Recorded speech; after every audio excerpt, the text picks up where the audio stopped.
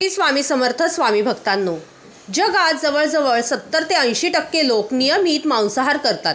जगात प्रत्येक धर्मात पूजेचे महत्त्व आहे. अशा वेळी मग प्रश्न पडतो, जगात मांसाहार करणारे व्यक्ती जेव्हा देवपूजा करतात तेव्हा देव त्यांची पूजा स्वीकारतात का? चला तर शोधूया या प्रश्नाचे उत्तर. स्वामी भक्तांनो, भगवद्गीतेत भगवान श्रीकृष्णांनी आहाराचे 3 वर्ग पाडलेले आहेत.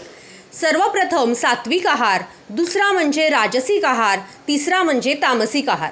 तर सर्वप्रथम सात्विक आहार म्हणजे काय ते पाहूया.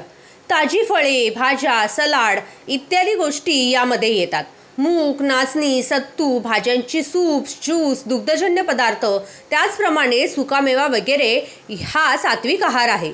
तर राजसिक आहार म्हणजे काय? तर खूप तळलेले, तिखट, तेलकट पदार्थ, त्याचप्रमाणे चमचमीत आणि तुपकट पदार्थ.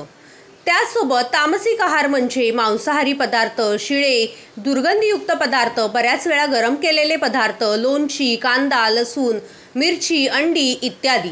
स्वामी भक्तांनो, सात्विक अन्न आयुष्य वाढवणारे, मनाला शुद्ध करणारे, तसेच बुद्धी, आरोग्य व तृप्तता मिळवून देणारे असते. हिंदू धर्मात मांसाहार करणे योग्य आहे की अयोग्य याविषयी अनेकांच्या मनात संभ्रम आहे. यामागे कारण असे की आपल्या धर्मग्रंथांमध्ये जे काही सांगितले आहे ते सर्वांना माहीतच नाही. वेदांमध्ये स्पष्ट उल्लेख केला आहे की पशुहत्या, पशुबळी हे पापाच्या श्रेणीत येते. यजुर्वेदात असा उल्लेख येतो की मनुष्याने सृष्टी भगवंतांनी निर्माण केली. मनुष्याने तिचे जतन संवर्धन केले पाहिजे. म्हणजे जसे आपण स्वतःचे हित पाहतो तसेच इतरांचे देखील हित पाहावे.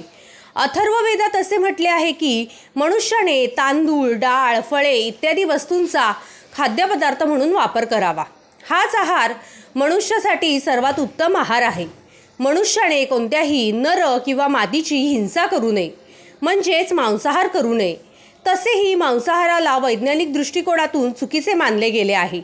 मांसाहारामुळे कितीतरी रोग होतात, त्यामुळे शरीराला हानी पोहोचते. तर ऋग्वेदात गाय ही जगताची माता आहे असे म्हटले आहे. श्रीकृष्णाला देखील गाय प्रिय होती. गायीचे रक्षण करणे ही आपल्या सर्वांची जबाबदारी आहे. मनुष्याने आपल्याप्रमाणे सर्व प्राणीमात्रांचे रक्षण केले पाहिजे. स्वामी भक्तांनो, गरुड पुराणात सांगितले आहे की नेहमी शाकाहारी भोजन करावे, म्हणजे मृत्यूनंतर देखील आपल्याला भगवंतांची साथ प्राप्त होते. स्वामी भक्तांनो, भगवंत म्हणतात की ज्या व्यक्ती आपल्या जिभेचे चोचले पुरवण्यासाठी एखाद्या जीवाची हत्या करतात त्यांना पुढील जन्म त्या प्राण्याचाच मिळत असतो आणि कितीतरी जन्म त्या प्राण्याचाच रूपात जन्म घ्यावा लागतो व ते देखील तसेच मारले जातात. म्हणून भक्तांनो, भगवंत आणि भगवंतांची भक्ती असेल, श्रद्धा असेल तर मांसाहार बंद करा. आता तुम्हाला लक्षात आलेच असेल की मांसाहार करणे योग्य आहे की अयोग्य, आणि मांसाहार करणाऱ्या व्यक्तींचे भगवंत पूजन स्वीकारतील का? यावर तुमचे काय मत आहे ते तुम्ही मला कमेंट सेक्शनमध्ये जरूर कळवा. व्हिडिओ आवडला असल्यास व्हिडिओला एक लाईक करून आपल्या श्री स्वामी समर्थ चॅनेलला सबस्क्राईब करायला विसरू नका. धन्यवाद. श्री स्वामी समर्थ. जय जय स्वामी समर्थ.